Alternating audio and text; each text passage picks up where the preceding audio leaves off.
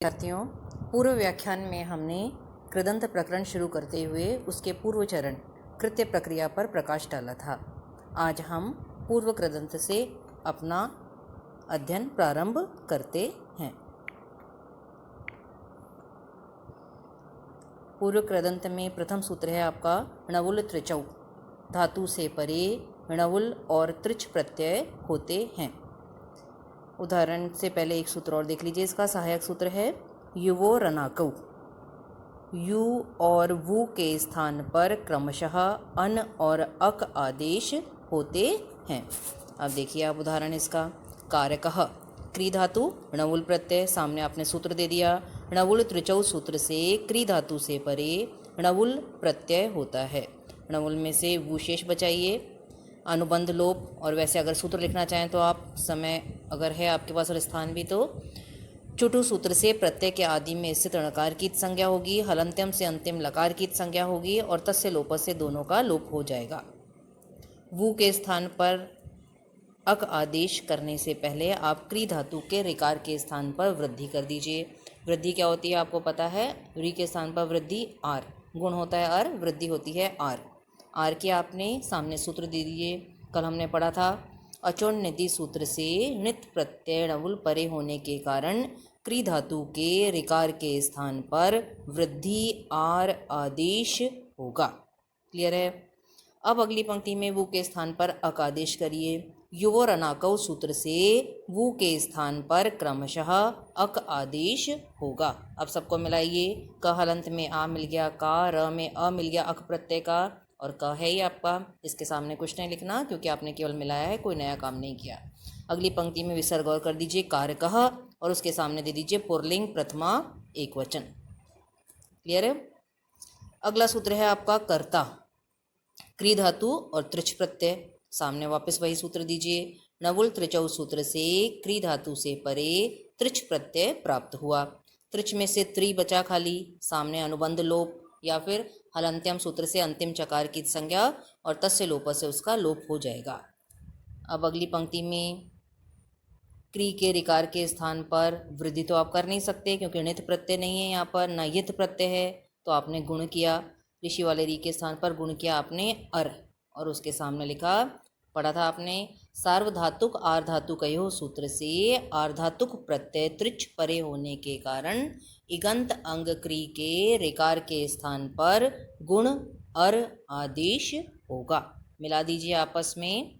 क में अ मिल गया, र ऊपर चला गया, कर्त्री, और अगली पंक्ति में कर्ता, उसके सामने दे दीजिए पुल्लिंग प्रथमा एकवचन। पुल्लिंग प्रथमा एकवचन में यह रूप या यह पद सिद्ध होता है। अब अगले सूत्र पर आइए आप। नंदी ग्रही पचादिभ्यो ल्युण्यचः। ये क्या कहता है ये सूत्र। नंद्यादि गण की धातुओं से परे, ग्रयादि गण की धातुओं से परे और पचादी धातुओं से परे क्रमशः ल्यू, णिनि और अच प्रत्यय होते हैं। ये इंपॉर्टेंट सूत्र है आपका, उदाहरण भी इंपॉर्टेंट है, ध्यान से देखिए। पहला है आपका नंदनः। नंद धातु ल्यू प्रत्यय, सामने दे दिया आपने। नंदी ग्रही पचादिभ्यो ल्युण्यचः सूत्र से नंद धातु से परे क्रमशः ल्यू प्रत्यय प्राप्त हुआ। यहाँ क्रमशः लिखना जरूरी है क्योंकि आप इस सूत्र से 3 प्रकार की धातुओं से परे 3 प्रकार के प्रत्यय कर रहे हैं, तो क्रम से कर रहे हैं आप, तो ल्यू लिख दिया आपने यहाँ पर। क्रमशः ल्यू प्रत्यय प्राप्त हुआ। ल्यू में से यू बचा, सामने अनुबंध लोप, और अनुबंध लोप ना लिखें तो आप लिखेंगे लशक व तद्धित सूत्र से प्रत्यय के आदि में स्थित लकार की संज्ञा और तस्य लोप से उसका लोप हो जाएगा। क्लियर है। अब यू बचा आपका, यू के स्थान पर अनादेश कर दीजिए क्योंकि ना गुण करना है आपको ना वृद्धि करनी है यहाँ पर, तो आपने यू के स्थान पर अनादेश किया। युवो रनाको सूत्र से यू के स्थान पर क्रमशः अन आदेश होगा। यहाँ पर भी क्रमशः लिखना जरूरी है क्योंकि यू और वु दो के स्थान पर 2 आदेश आप कर रहे हैं, क्रम से होंगे ये आदेश। अब मिला दीजिए। नंद हलंत में अ मिल गया, न है ही आपका नंदन, पुल्लिंग प्रथमा एकवचन में बन गया नंदनः। अगला उदाहरण बनाना है आपको जनार्दनः। जन धातु, जन उपपद रखेंगे हम, अर्ध धातु है आपकी, प्लस ल्यू प्रत्यय किया, सामने वापस वही सूत्र देंगे। नंदी ग्रही पचादिभ्यो ल्युण्यचः सूत्र से नंद्यादि गण की धातु अर्ध से परे क्रमशः ल्यू प्रत्यय प्राप्त हुआ। ल्यू में से यू बच गया, सामने अनुबंध लोप, यू के स्थान पर अन आदेश कर दीजिए आप। योर अनाकव सूत्र से यू के स्थान पर क्रमशः अन आदेश होगा। अलग अलग मिलाइए। जन को ऐसा कैसा रहने दीजिए, अर्ध में अन मिल गया तो जन अर्दन। अब जन के अंत में अ है, सामने अर्दन का अ है, दोनों को मिला दीजिए दीर्घ, तो अकह सवर्ण दीर्घ सूत्र से अकार से परे सवर्ण अकार होने के कारण पूर्व पर अर्थात अ प्लस अ के स्थान पर सवर्ण दीर्घ एकादेश आ होगा। ठीक है। अगली पंक्ति में विसर्ग और लगा दीजिए। पुल्लिंग प्रथमा एकवचन में यह रूप सिद्ध होता है। अगला उदाहरण है आपका लवणः। लू धातु है, काटना अर्थ में लू धातु ल्यू प्रत्यय, वही सूत्र दिया। नंदी ग्रही पचादिभ्यो ल्यू नुंच सूत्र से लू धातु से परे ल्यू प्रत्यय प्राप्त हुआ। ये भी आपके नंद्यादि गण की धातु है। ल्यू में से यू बचा आपका, सामने अनुबंध लोप दे दिया आपने। यू के स्थान पर अन आदेश किया। यू और अनाकव सूत्र से यू के स्थान पर क्रमशः अन आदेश होगा। लू में ऊ के स्थान पर गुण ओ कर दीजिए। सार्वधातुक आर्धातुक अयो सूत्र से आर्धातुक प्रत्यय परे होने के कारण, आर्धातुक प्रत्यय यू ब्रैकेट में परे होने के कारण इगंत अंग लू के ऊकार के स्थान पर गुण ऊकार आदेश होगा। क्लियर है। अब ओ के स्थान पर अव करिए, जो हमने कृत्य प्रक्रिया में भी किया था और पहले भी हम प्रीवियस में भी करते आ रहे हैं। ओ के स्थान पर अव आदेश किया तो ल हलंत रह गया। ओ के स्थान पर अव किया आपने, हलंत है ये, प्लस अन पूरा है आपका। एचो अयवायावह सूत्र से आप क्या कहेंगे, अकार अर्थात स्वर या अच परे होने के कारण ओकार के स्थान पर क्रमशः अव आदेश होगा। मिला दीजिए। ल में आ मिल गया, व में आ मिल गया, न लवन, इसके सामने कुछ नहीं लिखना। अगली पंक्ति में न के स्थान पर न कर दीजिए। अट कुपवांग नुम व्यवयपी फर्स्ट से पढ़ते आ रहे हैं हम। सूत्र से नकार के स्थान पर क्रमशः नकार के स्थान पर नकार आदेश होगा। अगली पंक्ति में विसर्ग और लगा दीजिए। पुल्लिंग प्रथमा एकवचन। इसी का अगला उदाहरण है आपका ग्राही। अब ये ग्रह्यादि गण की धातु हो गई। ग्रह प्लस णिनि। नंदी ग्रही पचादिभ्यो ल्यू नेच सूत्र से ग्रह्यादि गण की धातु ग्रह से परे क्रमशः णिनि प्रत्यय प्राप्त होगा।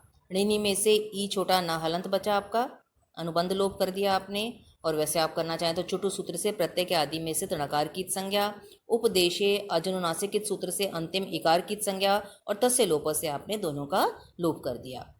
क्लियर यहाँ तक।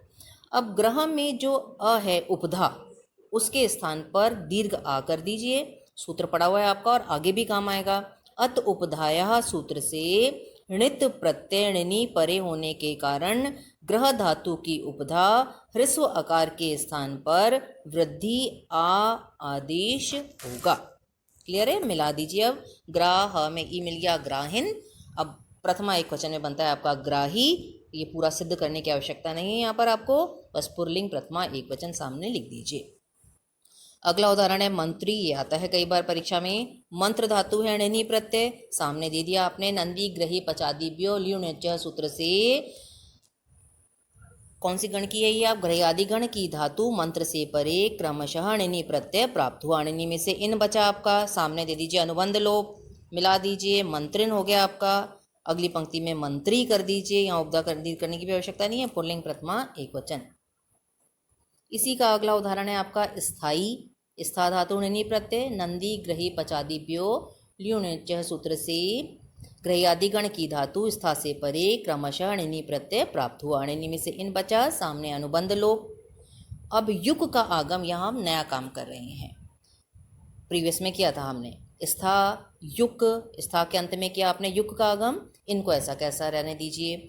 आतो युक चिन्ह कृत हो सूत्र से णित प्रत्यय णिनि परे होने के कारण आकारांत धातु स्था को तुक का आगम होगा। और आद्यंतो टकितो सूत्र से आप जानते ही हैं कि कित होने के कारण ये स्था के अंत में होगा। युक में से यह हलंत बचा, सामने अनुबंध लोप।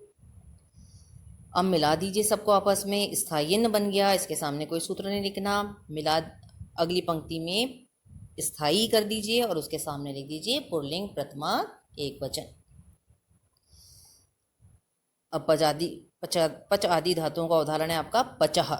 पच धातु प्लस अच प्रत्यय किया, सूत्र वही है। नंदी ग्रही पचादिभ्यो ल्युण्च सूत्र से पच धातु से परे क्रमशः अच प्रत्यय प्राप्त हुआ।